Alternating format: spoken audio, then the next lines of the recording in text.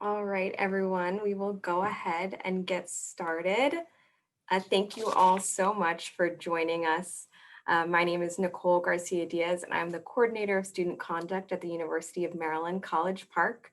On behalf of the Office of Student Conduct, the Office of Diversity and Inclusion's Bias Support Services, and the University of Maryland, Baltimore's School of Social Work, we're honored to continue a dialogue regarding free speech and racial justice. This is our second year of hosting this program, and today's conversation has three main goals. First, to develop further understanding about the complexities of free speech and its positive and negative impacts on individuals and communities. Second, to provide support and guidance for those impacted by hate speech. And lastly, to focus on how we can use free speech as a tool to advance racial justice, especially in our current election cycle. We know that this discussion will be difficult for some folks to hear and process, and we truly invite you to navigate participation, self-reflection, journaling, and self-care as you're able. While we have several goals surrounding free speech, inclusive spaces, and advancing racial justice, we acknowledge that learning and impact will be layered and ongoing. We'll also provide access to numerous resources at the close of the program to aid in this process as well. I'd now like to introduce my wonderful colleague, Brian Medina, Program Manager of Bias Incident Support Services. Welcome, folks. It's a pleasure to be here with you today. My name is Brian Medina. My pronouns are Z, here, and heres, and I'll be your hostess for today. Before we begin, we'd like to acknowledge our Indigenous ancestors at this time. So I'd like to acknowledge that the land that I am joining from with you today is the original ancestral homelands of the Piscataway tribal nations. I acknowledge the painful history of genocide and forced removal from this land, and I honor and respect the countless Indigenous peoples still connected to this land on which I reside. As you enter into your own spaces, I encourage you to center the people who have been stewards of the land in which you also reside. This time, I'd like to also introduce our illustrious panel. First, to my left, Lauren Krapf from the National Policy Council of the Anti-Defamation League. Cara Zelaya, Daily Kos's journalist. Neijma Celestine-Donnor, the Assistant Dean of Diversity and Inclusion at the University of Maryland in Baltimore. And Dr. Andrea Goodwin, Director of Student Conduct at the University of Maryland, College Park. Thank you, one and all. Throughout this conversation, if you could please type questions in the Q&A. Nicole Garcia-Diaz will be reviewing and sharing these questions as I facilitate our panel discussion. We have disabled the chat at this time. So I want us in terms of a conversation, just kind of getting us into it in terms of introductions and conversation about free speech and racial justice. We really wanted to start maybe first with you, Lauren. If you could introduce yourself and share what your experience and interaction with free speech has been in your role, and then we'll just rotate through. Thank you so much, Brian. Hi, everybody. I'm Lauren Krapf. I am the National Policy Counsel for the Anti-Defamation League, as Brian mentioned. In that capacity, I serve in two particular manners that I think are of interest to what we're talking about here today. First of which is owning the portfolio for college and university campuses, specifically as it relates to free speech and expression and civic engagement on campus. And second is supporting ADL's Center for Technology and Society in better understanding the intersections between civil rights and technology and advocating for more equitable digital spaces. I'll leave it at that for now. Andrea, could you share with us your introductions and also your experience and interaction with free speech that's within your role? Sure. Well, first of all, thank you, Brian and Nicole, for inviting me to be part of this. And thank you to my fellow panelists for allowing me to join you this afternoon. So as the Director of Student Conduct, this touches my role quite frequently. As you can imagine, on a college campus, there are so many issues related to free speech, to students who experience speech that is hateful, and also to students who experience abusive speech for differing views that they have, for students who want to gather, and issues of freedom of expression. So I would say that freedom of expression and freedom of speech touches our world in student conduct very frequently, maybe if not daily, at least weekly. And so I've had a lot of experience working with students, working with our staff in trying to weed through a lot of situations that could potentially be violations of free speech, but then also not violations of free speech, but people being victims of very hurtful speech on our campus. Thank you, Andrea. Cara, would you like to go next? Absolutely. So I work in an entirely digital space. Like I said, I'm Cara Zelaya. I'm a journalist for Daily Kos. I also coordinate all of our social media and monitor all of our social media as being a political press person during these times. So if it wasn't for free speech and for freedom of the press, I wouldn't have a job. So I have a complicated relationship with free speech. I've also been doing activism, specifically political activism, for a very long time. My home state is in Florida, and I was definitely a political activist using free speech to my benefit as an undergrad and through grad school. So I've seen it from being an 18-year-old creating protests and gathering and doing all those things on my campus through now, when I'm 30, writing things that are protected under free speech to combat inequities. Thank you, Cara. Neijma. So hi, everyone. My name is Neijma Celestine-Donnor, and I'm the Assistant Dean of Diversity, Equity, and Inclusion.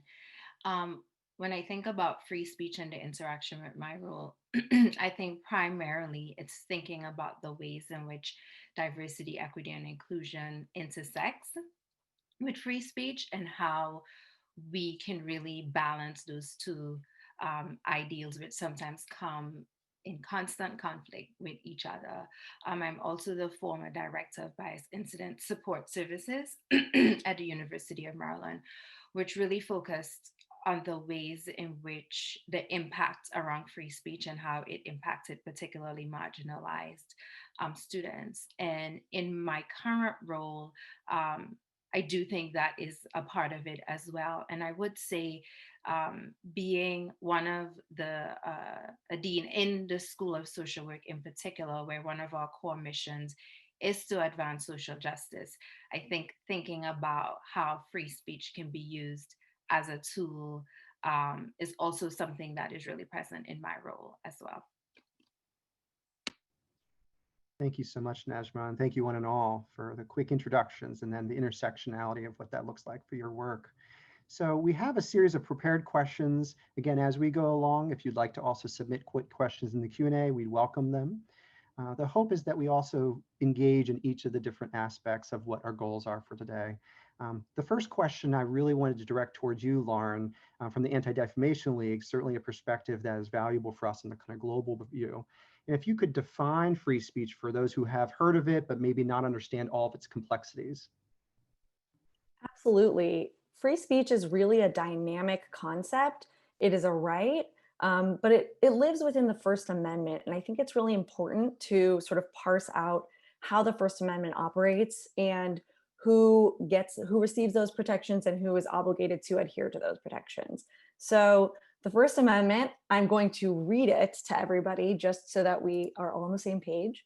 Congress shall make no law respecting an establishment of religion or prohibiting the free expression thereof, or abridging the freedom of speech, or of the press, or of the right of the people to peaceably assemble and to petition the government for redress of grievances. So there's a lot of freedoms there that are given to the people here in the US based on the Constitution. And one particular about free speech that lives in the First Amendment is that free speech is really centered around government restrictions. So it's public entities and their restrictions that we're looking at. Oftentimes, especially in my role, we hear people talking about their free speech rights in private entities, whether that's social media companies, whether that's in their own company where they might work.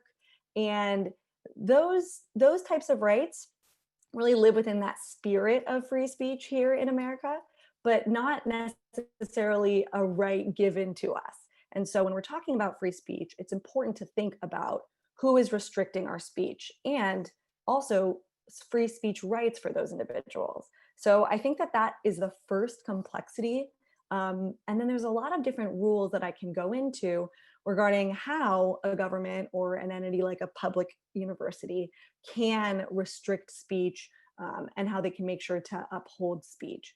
Brian, do you want me to go into that now, or should we sort of wait for that in a little bit?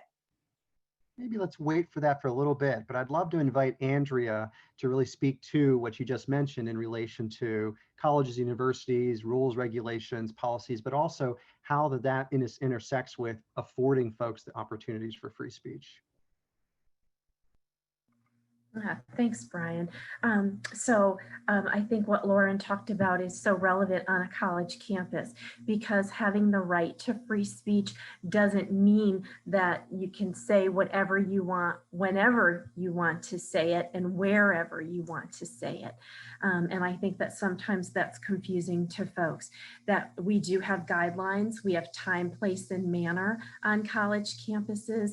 And what that means is that for groups of students or groups of folks, even from off campus, if you want to gather and you want to express your right to speech, sometimes there's a time and place where you can do that. So you cannot disrupt the academic environment, which means that, you know, if you have a cause and you want to share that cause with others, we respect and appreciate that, but that doesn't mean that you can go into a classroom and stand up and disrupt the teaching and the learning that's happening in that classroom to say anything that you want to say at that time.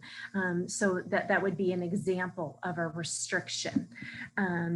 If we had a speaker on campus that was an unpopular speaker to many, folks could not shout down that speaker. Rather, instead, we have guidelines related to where students can do what we call maybe a counter protest, standing outside of the area where someone is giving a speech that many don't disagree with, or some don't agree with, and form your own group and express your own thoughts carefully in protest to what's happening on the inside without disrupting. So those are some quick examples of things that I can see related to time, place, and manner. The manner in which one speaks sometimes is much more powerful even than the speech itself, because if you are trying to get your point across and you're doing it in a respectful way, and if you are trying to convey your message so that people can hear what your counter message is, I sometimes feel that that's so much more important for our students to understand and to hear than it is to just shout down a speaker. I don't know if others want to weigh in. Go ahead, Cara. Yeah, I wanted to piggyback off of that because, as I think maybe the resident rabble rouser, as someone who's been a professional activist, when I was in undergrad and in college, and this is something that I always ask people to do if they are going to do some sort of protest organizing on their campus, and this is me not being the goody-goody, really, it's me protecting myself. I always went to conduct and I was like, what are the rules? Because often people who go onto campus to incite reactions, they don't know the rules, and they can get actually taken off of campus for different types of rule breaking. There was an incident at my alma mater recently where someone came on campus just to incite reactions, and the students organized, and the reason that the person who came on campus to incite was taken off campus was because they were in violation of the COVID rules and they weren't wearing a mask, and the people that they brought on campus weren't wearing a mask. And it's not a violation of free speech, from my understanding, and that type of thing, if there are certain rules of conduct that are being violated on campus. So it's not just to make sure that you aren't in violation of something that could get you in trouble with your school or with law enforcement. but also because often the people who you are trying to counter protest aren't as versed with the rules as you are. And you can get them removed from campus for other things than necessarily the rhetoric that they're spewing. I will just chime in with that to say, I think that the interesting thing about free speech and the First Amendment is people treat it as though it's black and white. And the reality is no law is really black and white, right? And so for me, I think people try to push this narrative, well, the First Amendment says, the free speech says, and I want to really encourage folks to say, well, that's one interpretation. Here's mine, right? Because we need to stop with this false notion that there's one way to think about things. I think people can spew rules, laws, policies to support their position. And as a law student myself, getting ready to get my JD, I think I have realized that, oh, this actually is not as black and white as folks told me. This is really open to interpretation. And so I say that to sort of push back and encourage folks when someone tells you, well, this is what the law says, get other interpretations. You can go to 5 different attorneys and get 5 different ways in which this could be right or wrong. So what I would add to this conversation about how do we see freedom of speech is it's not black and white, and there's not one interpretation. Thank you, Neijma. That actually leads us really well into our next question, asking Lauren back to kind of the legal standards and where there may be some case law that then helps us to understand the complexities that this is more nuanced than maybe a black and white issue might provide. Absolutely. And I think that Neijma's point is really important to think about. And often attorneys will say it depends, because while the law, the letter of the law, the actual writing might be clear in one way, the interpretation and the way that the facts of every situation apply to that is absolutely up to interpretation and evolution. It evolves with the way that we interact with speech rights. Information is really different now, the way we receive it, the way we put it out, than it was centuries ago. So that, I think, is a really, really important point. To talk about some of the legal standards, but in a way that's a little bit less sleepy here, I'm just going to talk about a couple of the questions that we like to ask when thinking about legal standards. So does something fall within our free speech rights when someone is regulating it? So first would be, who is regulating that speech? And I talked about that a little bit earlier. And when I'm talking about speech, I'm also talking about expression and assembly in this case. So we can sort of put that together as a broad stroke. Who is regulating it? So is it a public institution? Is it a government entity? Is it a private institution? Is it a social media company? If it's the latter, if it's Twitter or Facebook, it's actually their policies that are their own rules, because they have their own speech rights, as do actually all entities, but also they don't have to adhere to First Amendment principles on their platforms. And there's a lot of debate about whether they should or not. We won't get into that now. But again, if we're talking about a public institution or a government entity of some other sort, that's really important to make sure that they're upholding our speech rights. Second is, what are the rules proposed? So Andrea mentioned time, place, and manner. And what that is an example of is, are the rules that are being imposed about the actual speech, the type of speech it is, the content, or is it about the way in which the speech is being disseminated? That's where time, place, and manner come into play. So that's content neutral rules is what we like to call them. Now, sometimes people can regulate content if there's a really compelling interest. And Cara mentioned that with the coronavirus. COVID-19 actually has been determined to be in the courts a compelling state interest. So there's a lot of standards. It's much harder to regulate that speech, but it can happen for really, really, really important issues. Next is, where is the speech taking place? So universities are one type of forum, that's different than streets or public squares or parks. It's also different than a private office building. So there are some regulations. There's a little bit more affordances for universities to say, only student groups can bring a speaker on campus or not. If they open it to a certain type of speech, it has to be consistent. And then the last thing I'll say is, that's all about the regulator. Who's putting into place these rules? Last thing is the speaker. So what is the speaker saying? Because not all speech is protected. And I think that's a really important misconception to draw out from not from the get-go, but from very early on. Categories like obscenity, fighting words, true threats, defamation, imminent incitement to violence. Those are not protected by the First Amendment. Those are words that literally you do not have those protections, and that is to protect others on the receiving end of that speech. And then the last thing I'll say about that is in the digital world, we're really focused, and this also happens, in the physical world, but this is where sort of I'm thinking right now on speech versus conduct, because conduct is different than speech. If I am stalking or harassing somebody, that really might not be about the words I'm saying, but about the way in which I'm saying them, the pervasiveness, the repetition. So these are lots of questions that we consider, which goes back to Neijma's point about this is all up to interpretation based on the facts at hand. Even though the law has been clear and cases have sort of told us, this is the direction we're going, things are constantly changing and every fact pattern is really, really different, which is why it's so confusing, but also so important. Thank you so much, Lauren. We had actually a question from the audience to piggyback off of a prior conversation for you, Andrea. And that's really relating, because you mentioned about time, place, and manner. And we often think about on a college campus what that looks like in physical spaces, maybe in a quad, in a classroom setting. But what does that look like for more virtual environments, whether that's email, discussion posts, social media, other forums where folks may be engaging? Well, I think certainly it applies. Sometimes it may depend on how it applies.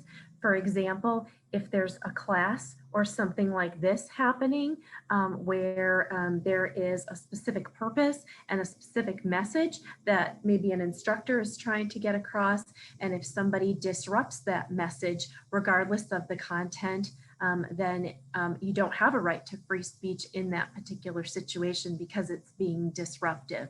And the same thing goes with perhaps a group chat or something related to an academic exercise.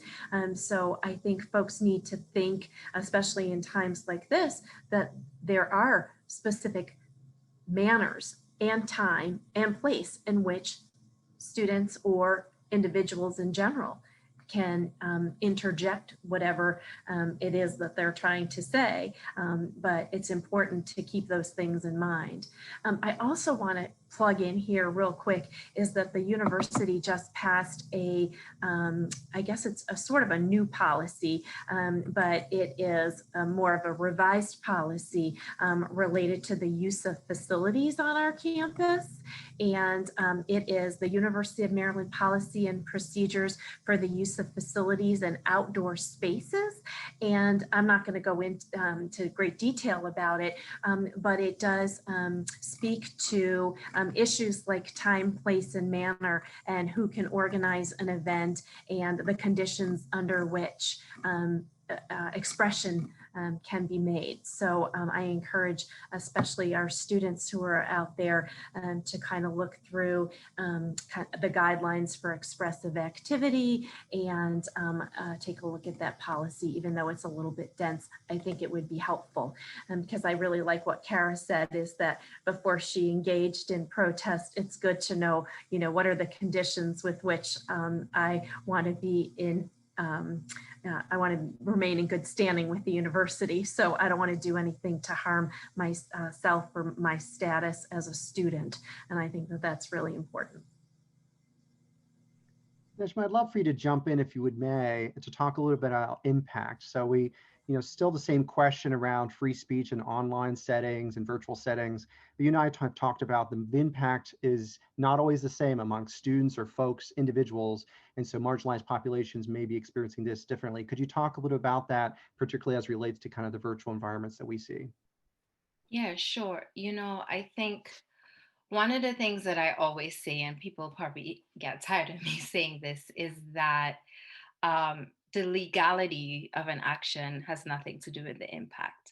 So I'm not interested in conversations around how legal free speech is. What I am interested in, though, is this is the harm that it has caused, and this is the impact. And I think that that's the place that we need to begin. We have to recognize the harm, and in particular, the psychological harm to communities of color, to our marginalized students. When someone utters a racial slur, a homophobic slur, this is not just about folks being offended. And I want us to really peel back that. People are like, well, someone is offended. No, they were traumatized. That is racial trauma. That is terror. And we need to name it, right? So this idea that this is about hurt feelings, I think we just need to just put that out the window, because it's way beyond hurt feelings. It's psychological harm. And I have seen students who've had psychotic breaks. I've seen students who've dropped out of school and never come back. Students who are dealing with depression, suicidal ideation, extreme anxiety, because someone repeatedly engage in microaggressions, engage in racial slurs back to back. And so what this looks like, as I mentioned, depression, anxiety, long-term trauma. So repeatedly being terrorized can cause trauma beyond just being offended, right? It really causes folks to question their sense of self, their sense of worth, and a whole other host of mental health issues that we don't always think of. And so for me, I have decided that when I engage in these conversations, it is not to argue with you about the legality, it's to talk about impact. And that's where I begin. Thank you so much, Neijma. And following from that impact, some of the impact really is about how we share media and how we share support for one another and understanding stories of each other. And so I'd love to ask from you, Cara, if you could talk a little about, from a journalist perspective, in covering stories of marginalized populations, of Black Lives Matter protests, of a whole host of things that we've been seeing in recent months, how there has been that centering, but also how some of the challenges around free speech might exist, especially in online platforms. Yeah, absolutely. There's a lot of conversations right now about how best to utilize digital as a way of organizing, of continuing a movement beyond elections, beyond a soundbite, beyond a very specific headline.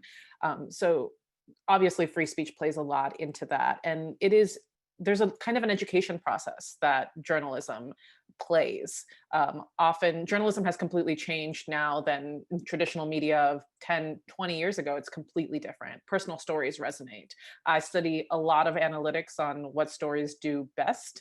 And I think we're moving away from, hopefully, I think most publications are moving away from the clickbait model and realizing that personal stories are so monumental in shifting narratives, in shifting perspectives, and it is reporting. To share your personal story is a form of reporting because it is a form of illustrating a truth that might be underrepresented. With that said, I believe that students are capable of being journalists with a tweet. That's how I started. I basically just would do live tweets of things. But I always am cautious, and I tell people, this is actually a quote from the movie The Social Network, which I have thoughts about, and Facebook generally. But the quote is, the internet isn't written in pencil, it's written in ink. So I always want people to be very cognizant of what they are saying and knowing that that will be with them potentially forever.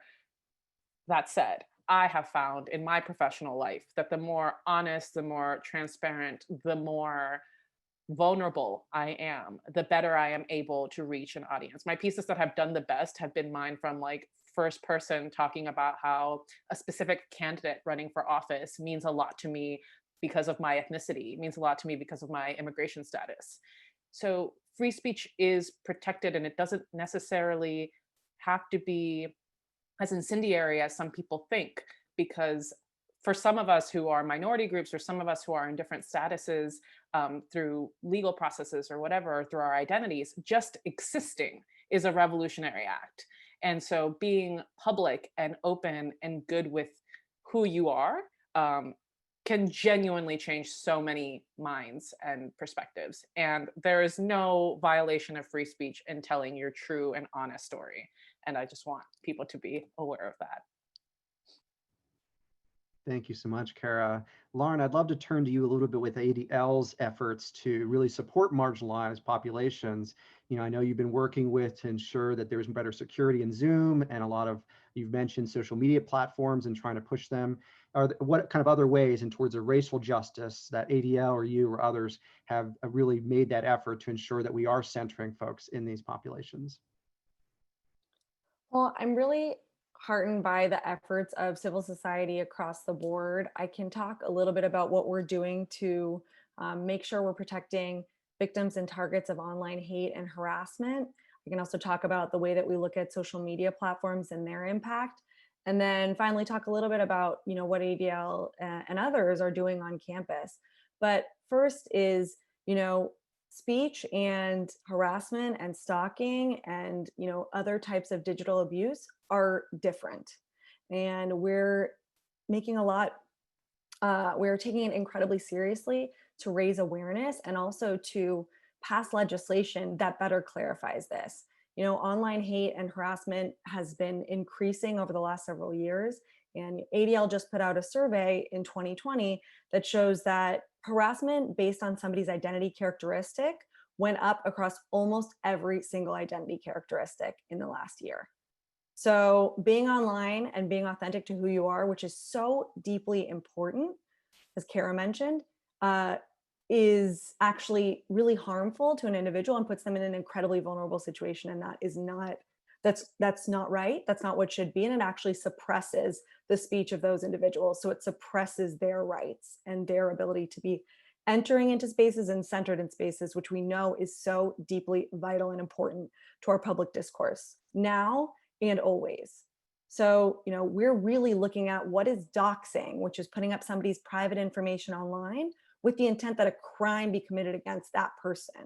What is swatting? Calling a fake emergency using digital technical capabilities to draw law enforcement to somebody's dwelling, unbeknownst to them. How is cyber stalking and cyber harassment codified in the eyes of the law? And I totally agree with Neijma. The laws are the baseline. We should not, the law, just because you can technically maybe do something, absolutely does not mean you should. So we're trying to make sure that that baseline, that very ground floor is more up to date for how things are manifesting online. We're all living online in ways that are even more increased than they were just a couple of months ago. So ADL's Backspace Hate campaign is one that really is looking state by state to increase those protections, especially based on our research and others in the field. Social media platforms, that's a whole nother ballgame, right?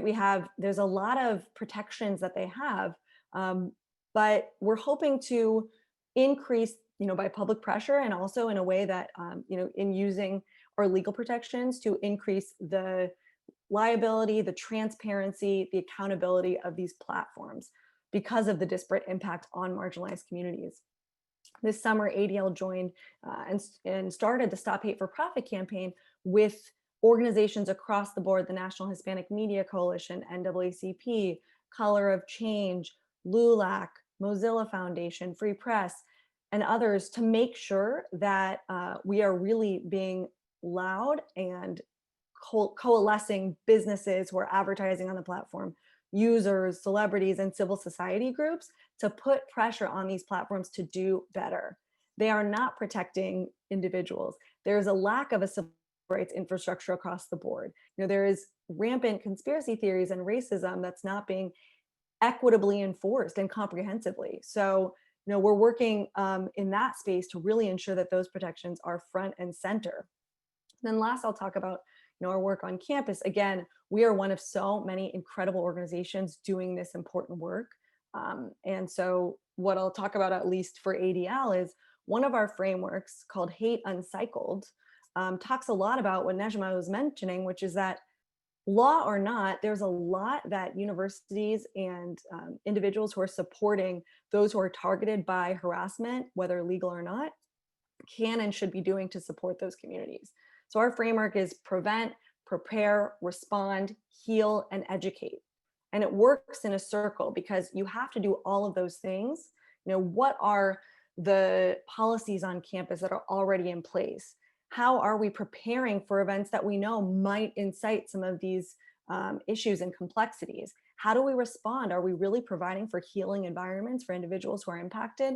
And then finally, how do we educate both those that are impacted and those that are perpetrating this, type of, whether it's speech or conduct, so that they can really understand the impacts. The impacts are deep, are pervasive. Others, everybody here has sort of mentioned that, and it's incredibly important to keep that as a through line. So lots going on because it's such an important space, and it's incredibly important to be able to center marginalized communities, to be able to make sure that those rights for individuals, again, research has shown, but we all know, whether it's qualitative, quantitative, anecdotal, it's true that it's harder to be online in spaces when people are members of those communities, and it absolutely shouldn't be.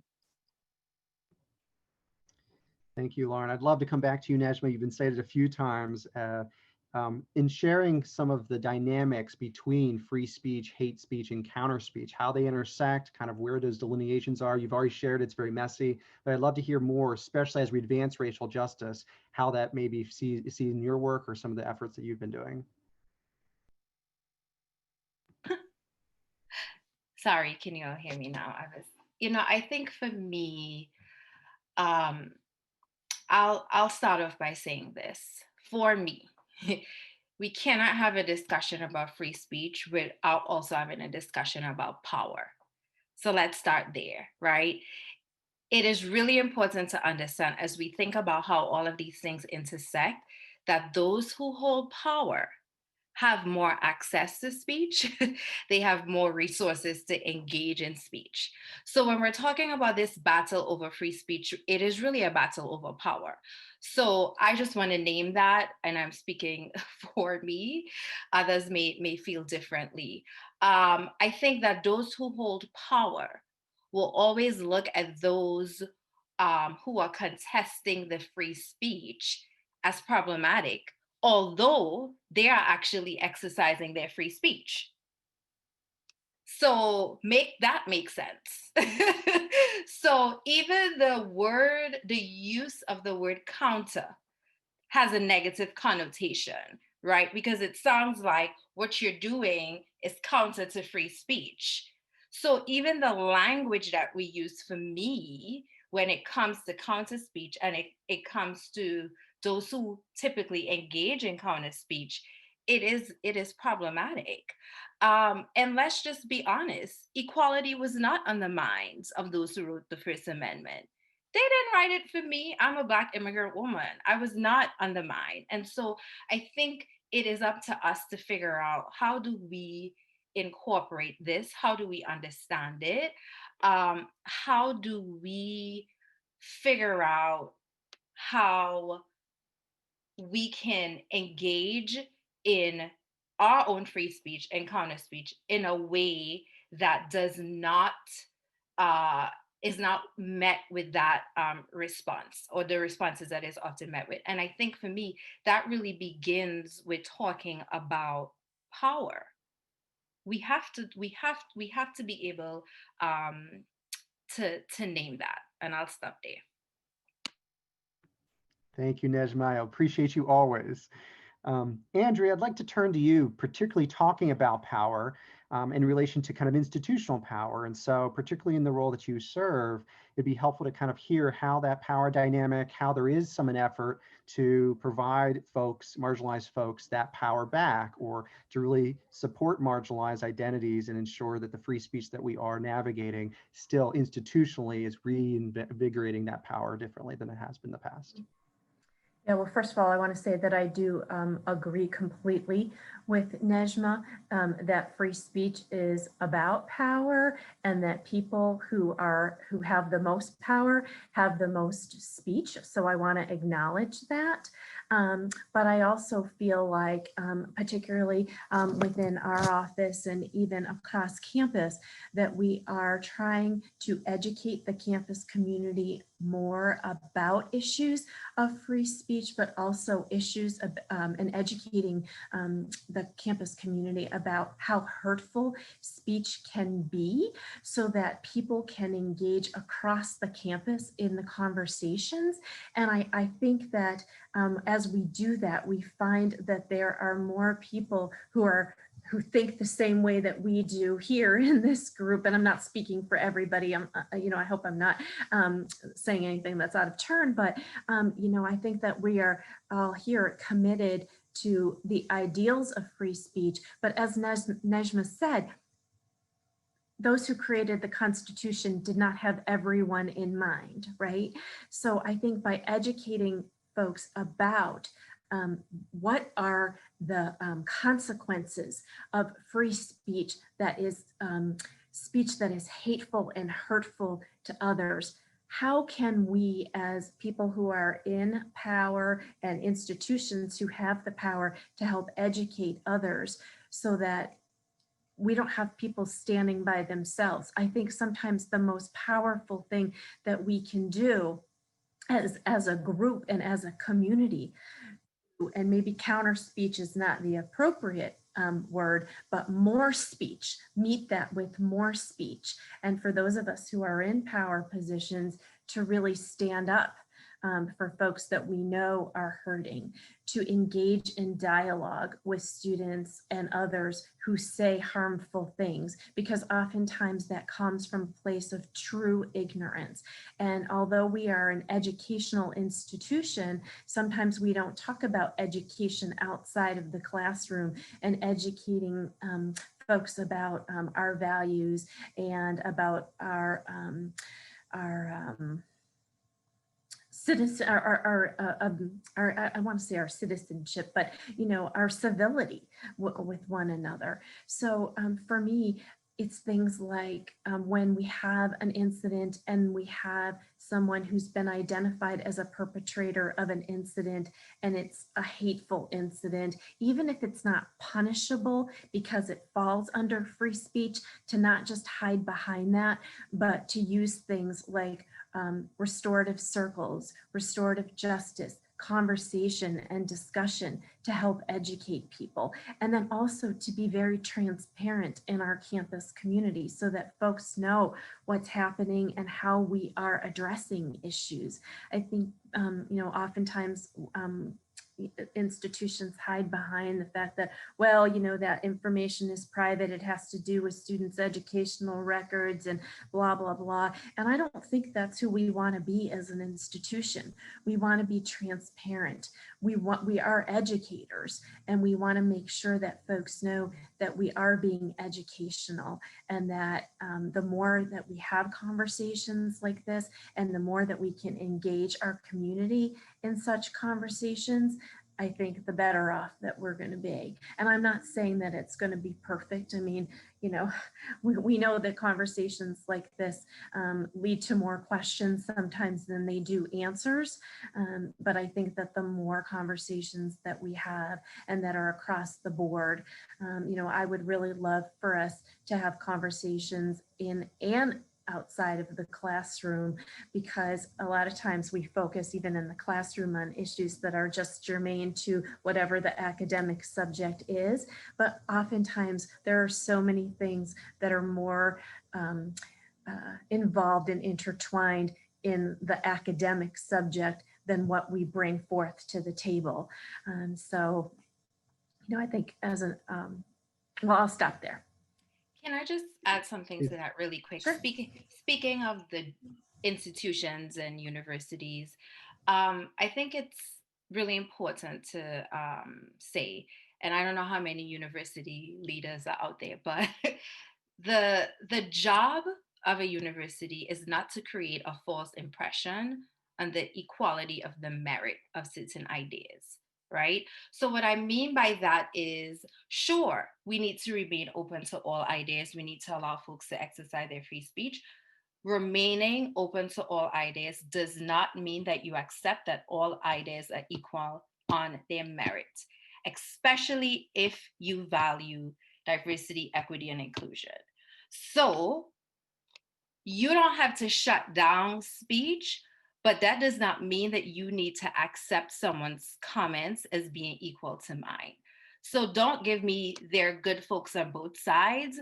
I'm not into that sort of rhetoric. That is not acceptable, because clearly if someone is saying something that I'm going to kill all the Black students, right? Like, I mean, obviously that will incite violence. But my point is, you do not have to accept someone's comments as having equal merit as someone else's, right? So I think, and I say that because I think that people often get scared and they say, well, we don't want to say something against this problematic speech because we don't want to shut down the ideas.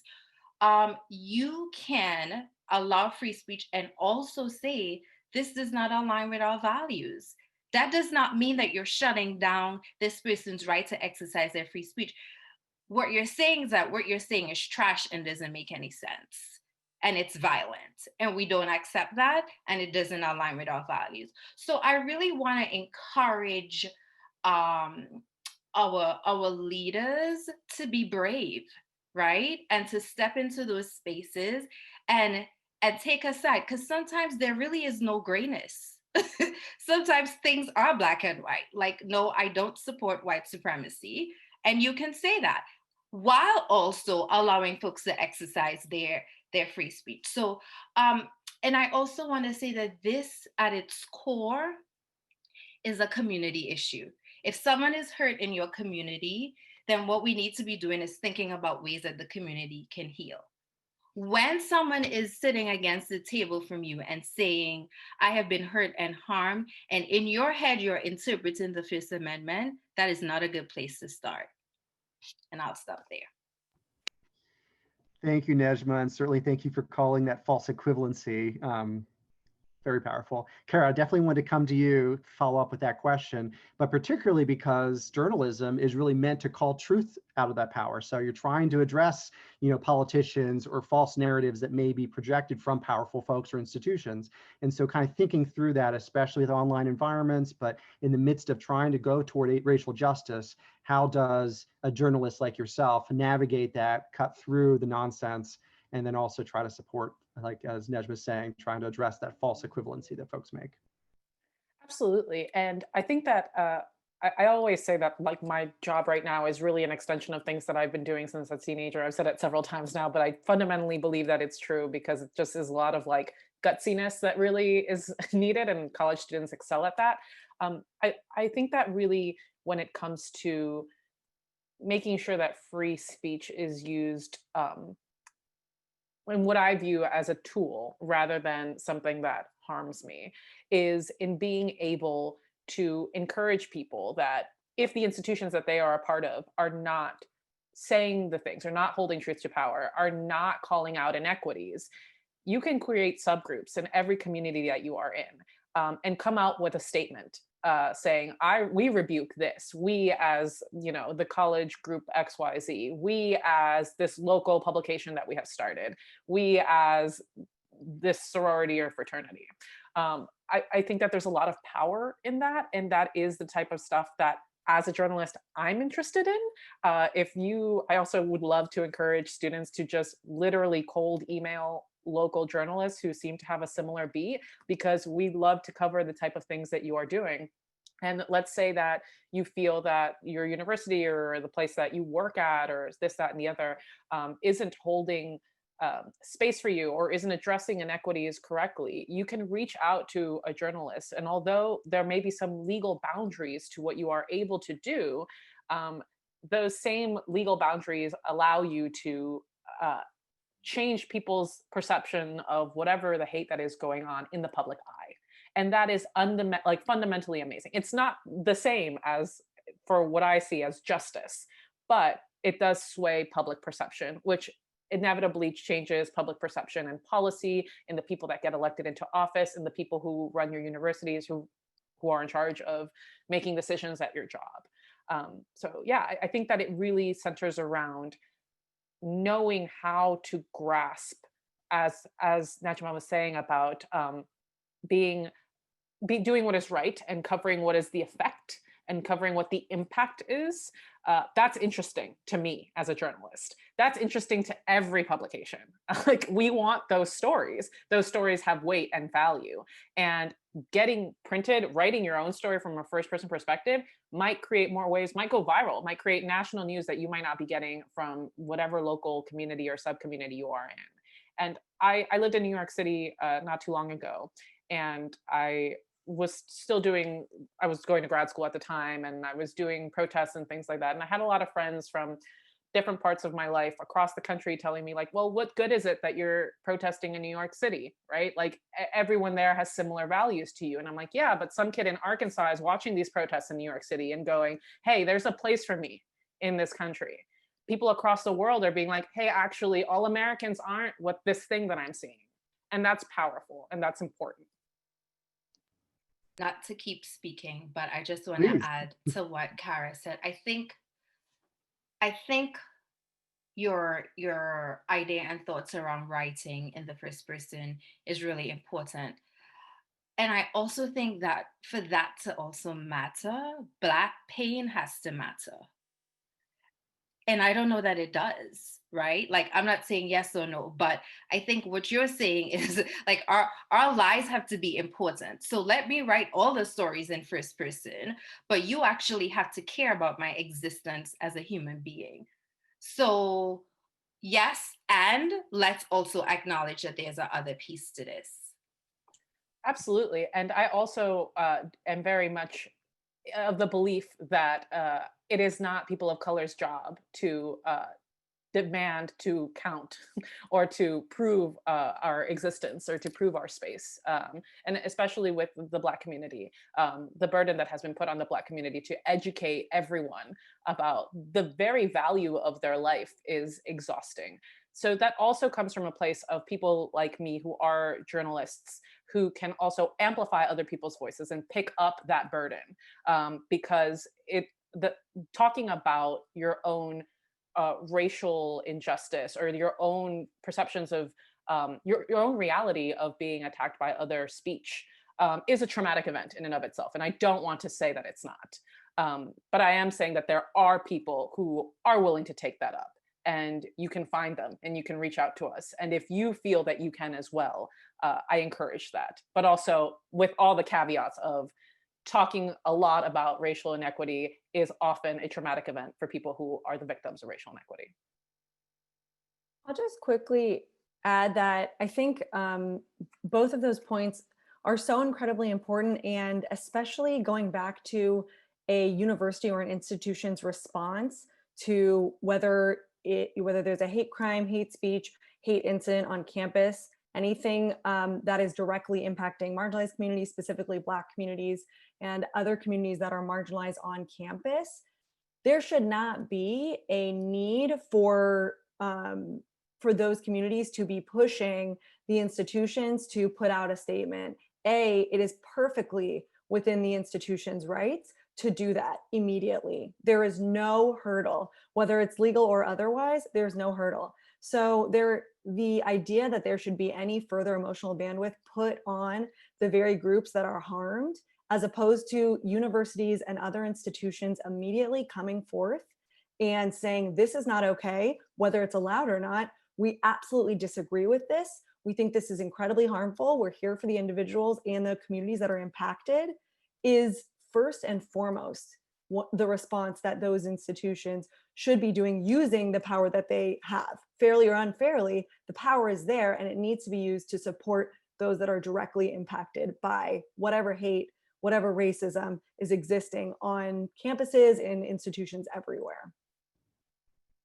Thank you, Lauren. I'd like to point to, and this kind of leads into another question for you, Andrea, but in thinking about all the statements that came in the wake of George Floyd's murder and many other murders, many Black and brown murders that have happened over the centuries, that as in the last 6 months, a racial awakening, hopefully, and reckoning, nonetheless, the statements seem very, for at least folks of color, for folks that are marginalized, feel a little bit vacuous if they're not actually addressed with any action.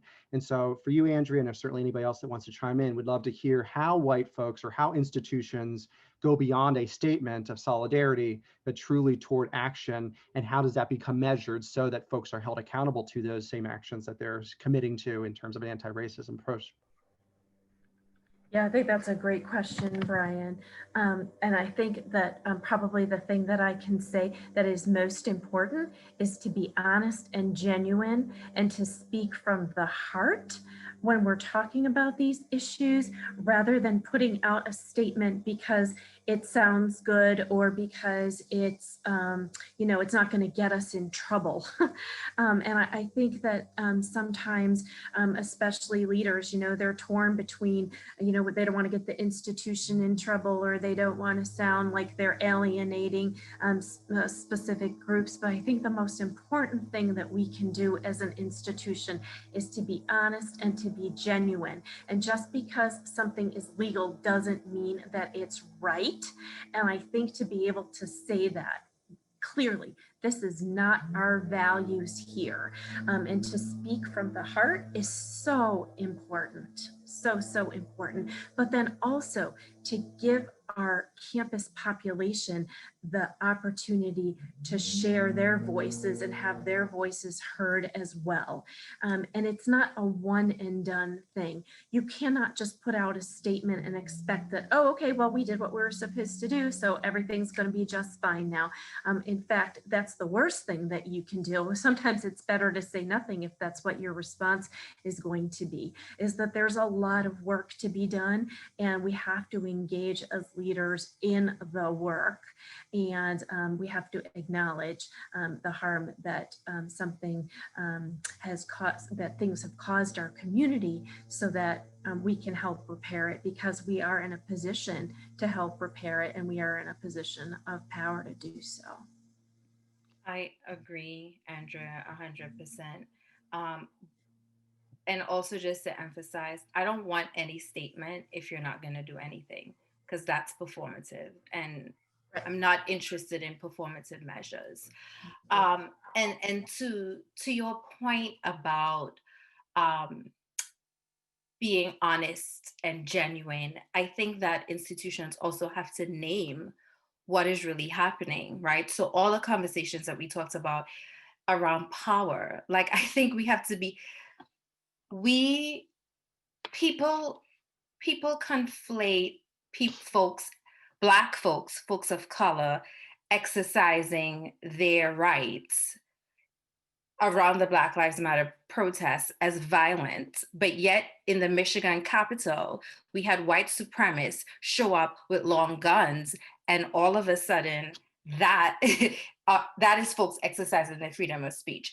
That does trickle down onto the college level as well, where we see different groups receiving different treatment. I want you all to name that. That is what I think administrators, if according to Andrew, we're having open, honest, transparent conversations, that's the kinds of things that we're supposed to be engaged in. Stop gaslighting us and get to the truth. Let's talk about how power is operating both on the national level as well as on a college level. I think if we start there with that open, honest, and genuine conversation, then we could get somewhere. Otherwise, all you're doing is performative, and we're not really interested in that. Anybody else want to follow up from that? I have another question that relates to it, but I want to make sure that Lauren or Cara. Could not have said it better, so I'm going to leave it at that. Well, next question I will turn to you is very similar in line. Tamia, one of our audience members, asked for us for really to describe in talking about power, who has it, who's shielded, who's protected, with all of the last, and of course with your work with ADL, the last 6 months plus with COVID, men with guns being able to use their freedom of speech, but then peaceful protesters being tear gassed, beat with clubs, and most of them are people of color, or at least supporters. And so thinking about power, race, and systemic oppression and the voices and who's asking for equity, is there anything in terms of commentary that you could add to that layer? It's absolutely true. It's untenable. White supremacy is one of the biggest, it's the biggest threat to our democracy. It has been. I think that, there are a couple of ways that we can continue to respond. I think that discussions of power and those who are willing to have these open and truthful and non-performative conversations that lead to direct action, is absolutely one avenue of where it starts. I think organizing and using the collective power of individuals with the same goal to dismantle and disrupt this systemic oppression and racism that pervades throughout all of our institutions, that is, a bedrock of, the ever present stain that we all live in, and that is absolutely most impacting the Black community, the Indigenous community, and people of color. Yeah, I mean, we have to do more, say more. We have to vote. We have to, use every kernel of power and voice we have in order to push back whatever it is that we are uniquely positioned to do. So the Anti-Defamation League has been tracking extremism and white supremacy since, for the last several decades, and we've been around for over a century. We are uniquely positioned to help in that way, and that's exactly what we want to do, to be able to deliver information, disseminate the problem, engage in research around whose voices are being suppressed. We do a lot of work in the technology sector, and to better understand the impact and the intersection of civil rights and technology, of racial justice, injustice, inequity, and how that pervades in online spaces. We are one of many organizations that are doing this work, but I think journalism, businesses putting their money where their mouth is and supporting communities, and not just putting up a Black Lives Matter statement, but looking at who is employed, what opportunities are they providing to marginalized communities across the board. I think that, obviously institutions and institutional power. So every single facet of our society really has to be pushing and thrusting towards, a more just and inclusive space. And we're so far from it. But at the same time, I think persistence across the board and naming and acknowledging the ways in which each individual stream of an organization or a business or a journalist or student group or an institution can use their voice, their skill set to disrupt and dismantle. I mean, we have to do it. I'd love to follow up with this similar question for you, particularly as we see imagery, and come from what the question was asking, the imagery over the last 6 months plus of folks who are marching the streets, some getting gassed by the very government that's meant to protect them, but then in reverse being labeled as looters or as rioters, when in fact they are exercising the most effective way, which is protest and speech. And yet nonetheless, the parallel, the kind of false equivalency that folks are going into state houses and using weapons and even plotting to kill governors, that they are seen as an embolism of some kind of freedom that we have in America that we need to keep. So again, just kind of the polemic that's there, if you could talk a bit more about how media plays into that, how certainly how your voice as a journalist and empowering other voices to kind of break down that false equivalency and address those powers that be. Yeah. Oh God, where to start? I think it goes back into a little bit of what I touched on earlier about how sometimes we can't win things in courts, but we can win things in public opinion. I think that people really are, for the most part, waking up. I used to be a pollster, and I've been seeing the shift over the past few years. And it's not enough. It's also a little dehumanizing sometimes to be looking at polls and being like, oh, now you think I'm a person. Cool. So I understand that that's maybe not particularly heartwarming to most people. It's not to me, but that does show that there is a shift in public opinion. I think people are becoming a lot more discerning now. I think people are realizing that they can see to, different images and understand, well, obviously this is just one very specific tiny moment within a larger movement, or actually this rise of white supremacist far right militia groups in the past 6 years is also kind of a snowball effect of microaggressions that we have been seeing and straight up horrific history that the United States has had since its inception. So it's a loaded question that I don't know if I have much of an answer to, other than to continue the my kind of marching orders, which is there is so much that can be done with what you have right here on your phone. Oh, that's my license. You have on your phone. That's how you know I'm a protester. I have my license in my on my cell phone. You have to be able to understand that there is so much personal power, that there is such strength in being able to take a picture of a moment and send it out. I also want to say that writing about racial inequities, hate speech specifically, is something that I would encourage also people who are interested in becoming journalists or writing about this type of stuff to reach out to your friendly lawyer, law student. Law students aren't actually allowed to give you legal advice, but they might point you in the right direction.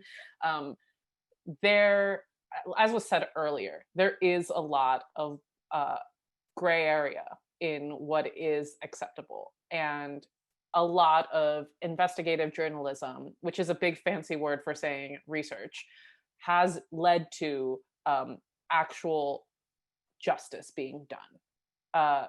So those resources are available to you. I'm also in my new thing for 2020 is to just reach out to everyone, just cold email people and ask them for things and be like, hey, I've learned this thing. I am this person. I have done some basic Googling about you, something that Google could not answer and is in your area of expertise. This is my question for you. Can you answer this in 3 paragraphs for me? Thank you so much for your time. Massive, massive change that can be done. So in free speech and in journalism and all of those things, I want to encourage people to seek out communities who can strengthen your speech, because all speech is not created equal. And the more researched and the more resources and the bigger the team that you have behind you, the louder that speech is going to sound. You led down a topic that actually is off script, but I think is a great question for anybody in the audience. I'd love Neijma to start us off, if you wouldn't mind, to talk about how, as you just mentioned, Cara, the intersectionality of speech and capitalism, and how indeed folks use resources and amplify. I know, I'm going down the road, but the idea that this is an opportunity for folks to investigate and explore and understand that speech being equated to, for funding to be a part of speech, Citizens United, all sorts of other layers that we can discuss, that how the most funded individuals and therefore the most powerful individuals are actually the ones most amplified. And what does that look like as we kind of dismantle some of our other systems? How are we also at least questioning, if not dismantling, capitalism a bit in the United States? Well, that's a heavy question. I have to think about that. Does anybody want to chime Anybody in? else want to chime in first? Oh, go ahead, Cara. Oh, okay, thank you. Yeah, I know I just spoke, but I do want to say that the inequity in resources and the different levels of privilege that people have access to plays a major role in the stories that get told. In the organization that I work for Daily Kos, we have a nonprofit wing called Prism, in which it's a nonprofit that does a lot of journalism as well. And Prism exclusively hires people of color to write news, because newsrooms is something like 97% white, which is wild. So the people who are writing these stories are seeing the world through their own very specific lens. And the people who write these stories are the ones who share the narratives, who break the news. It's just inequity everywhere. I need to double check that 97%, but it's definitely 90+%. I don't want to give a false statistic. It's very, very high. Women also in journalism are significantly less represented. We could even get into specific racial groups, and it just continues down. Going downward. So, and then also with access of education. So this is a panel that's happening at a university. Who is watching this panel? Probably people who attend universities or who are highly educated, who work at universities. How we give resources is how we can begin to dismantle what has caused truly inequities in an unchecked capitalism of the United States. And so, although resources are monetary, I'm someone of unbelievable privilege because I have a graduate degree, because I have parents who were educated, who also did not have a lot of financial privilege to put myself there, who is also an immigrant. So all of these things can coincide and exist. And what I've learned that has put me on an even playing field and helped put other people on my playing field as well is to give the resources that I have. And those don't necessarily have to be financial ones, although we cannot deny that finances are the most powerful tool. So voting is key. Sharing resources with people, creating community support groups, looking at what is it that opens doors. Is it standardized tests? What does that say about, there's been a lot of studies that show, all of y'all are in education, so you probably know more about this than I do, but that the SAT test is often just a wealth test. What are we doing? How are we considering people's extracurriculars versus their work experience versus their economic background versus what wealth of knowledge their backstory can bring into a classroom? And then also not relying on their previous experience to be just a tool or to be tokenized. So resources, we start sharing resources. And if we don't have the financial resources to do so, we start sharing ones that allow people to reach economic safety, to reach education, to reach prestige, to be in the rooms where things happen. One thing that I would say around this idea of resources as well, as we think this is, for me, time. So time is a big resource as we think about equity and marginalized groups. For example, let's look at the college level. A lot of marginalized students are working 2 and 3 jobs. As someone who was in college, I probably had 4 jobs. So I don't have the time to be able to engage in a protest or to exercise my free speech, right? When we think about it on a societal level, oftentimes people are working in jobs where they don't have the time to be able to do this, where if they take a break to engage and exercise their rights, they lose their jobs. And so they don't get paid. And so I think we think about resources. Yes, I think the money is really important, but time is one that I think is really big that often we don't have enough conversation about. And then we know that also is deeply rooted in the way capitalism operates as well. I think in this space, we're seeing access to technology as also being a big issue around resources and who gets to be able to exercise in their free speech, at least across a digital platform.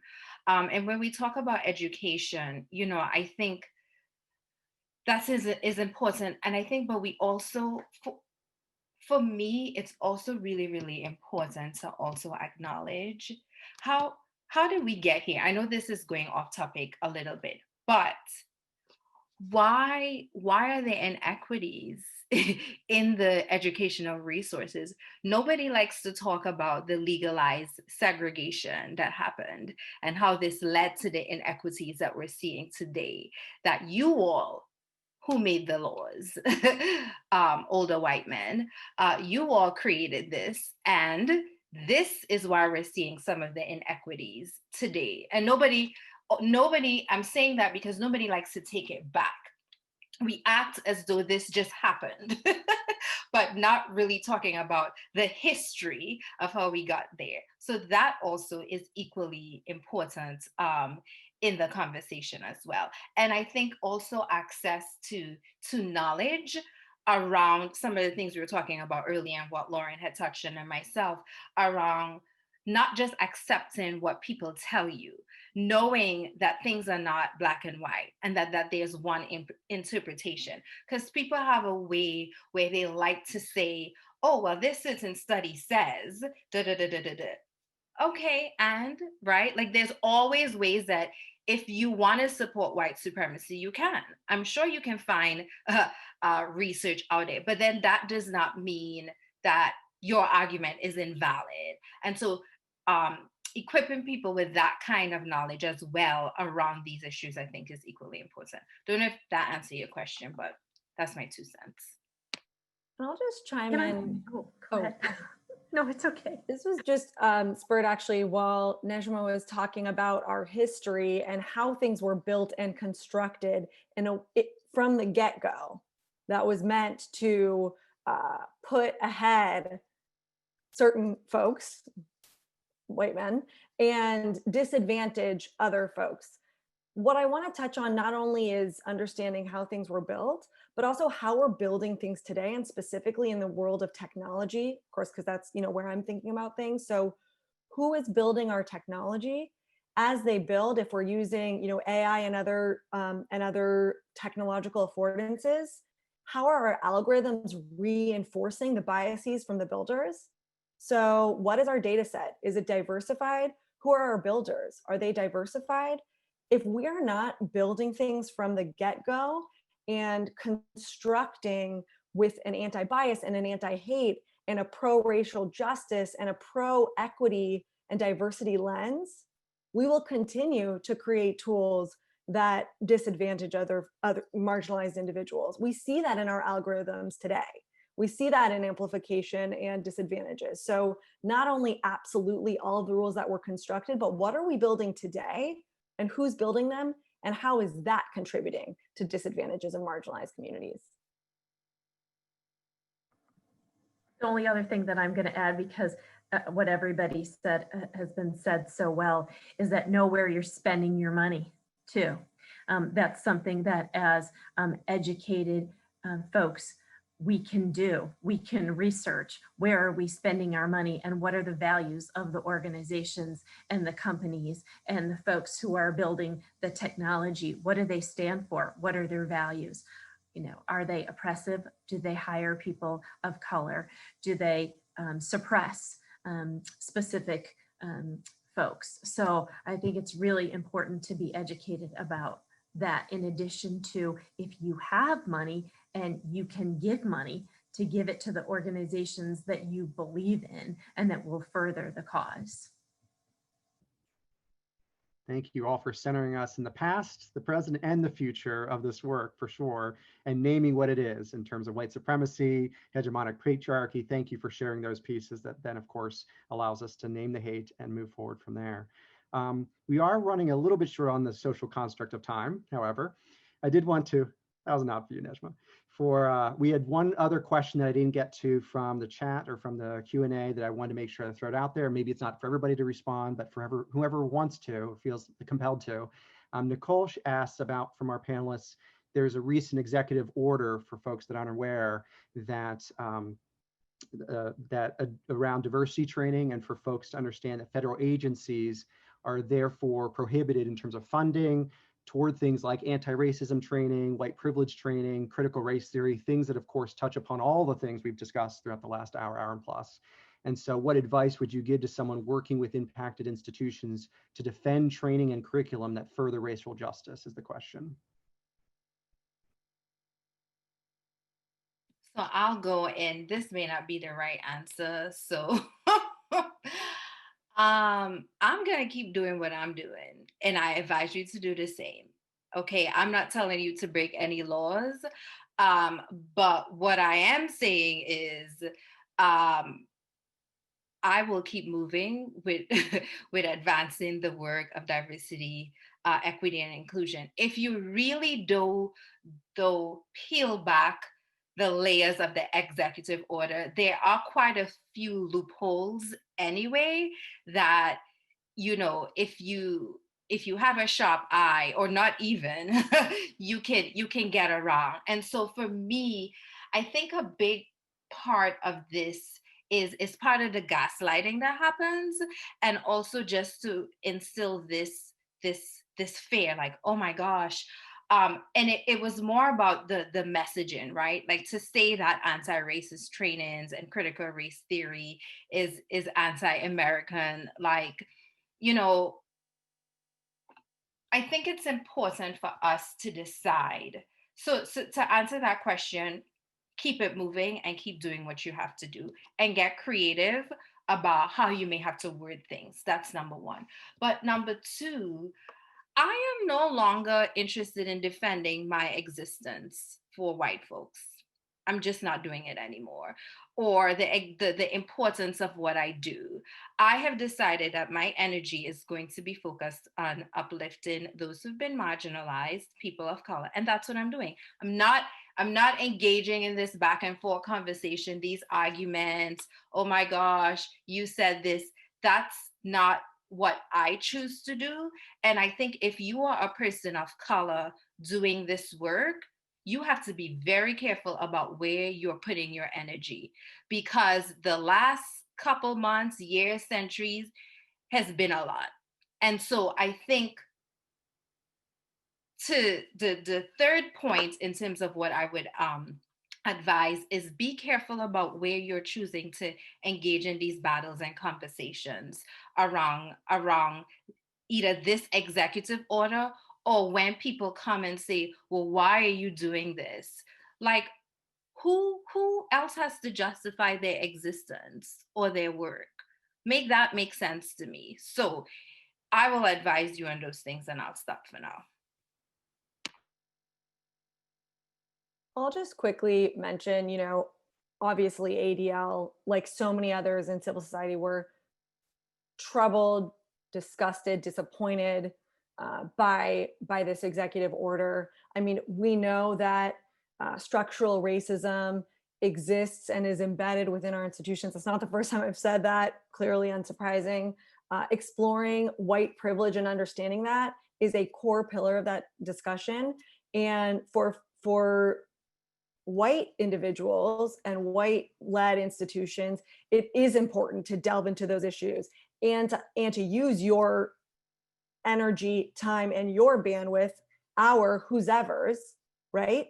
If it's a white institution, if it's a white individual, white people need to be having this discussion. It's incredibly important to understand and analyze the issues of power and privilege and how they relate to all of this. So I totally agree with Neijma, and I want to add on to that and say, I think the additional part of that conversation is that white folks, white-led institutions, white communities need to be having this discussion, need to understand how power and privilege come into play in every iteration of that life. So just wanted to sort of add that on, and obviously really, really incredibly troubled, and think that this discussion has to continue. We have to continue being students of understanding privilege and power. Good, Cara. I wanted to also just say, speaking about the things that that we're not interested in anymore, not engaging in, I'm not interested in what the definition of what America's values aren't, that conversation to me is very, I look at what the actions are and what has happened historically in American history. And I look at what I'm seeing right now in young people, in rhetoric, in people continuing to thrive and excel as people of color in this country despite impossible odds. So whether something is or isn't un-American, okay, thank you for all of those opinions, broader public. I am interested in effect and what we are going to be doing moving forward. Our politicians are still disproportionately white men. How do we change that? Our education systems are disproportionately run by white men. How do we change that? So it's one of those things where it's like there are all these executive orders that are, coming from the top down, and I don't want to write off the very real effects that they have. But I also don't want to make it seem that people's individual powers aren't powerful. Okay, so the President of the United States has said that. What does your local town say? What does your university say? What is your household talking about? I mean, let's have those conversations inside. Thanksgiving's right around the corner. Like, let's start having those conversations and dismantling them at the very micro level. And that doesn't make it right. That doesn't make it better that this is coming from the top down. But it doesn't have to be this thing where I have to fully fall into feeling that is exclusively the opinion of America as an institution. And I also don't have to put that much weight into America as an institution. Yeah. Cool. Sorry. No, I think that's real. And I think I do want to acknowledge that, of course, those of us that are doing this work, like this executive order has a trickle-down effect, and it has some real impacts for a lot of us. So I'm not dismissing that. And I'm also saying that there are ways that it can work. Like, I know on my campus, we consulted with our general counsel office. And right away, there are a lot of things that pointed out, like, no, you can do this, that.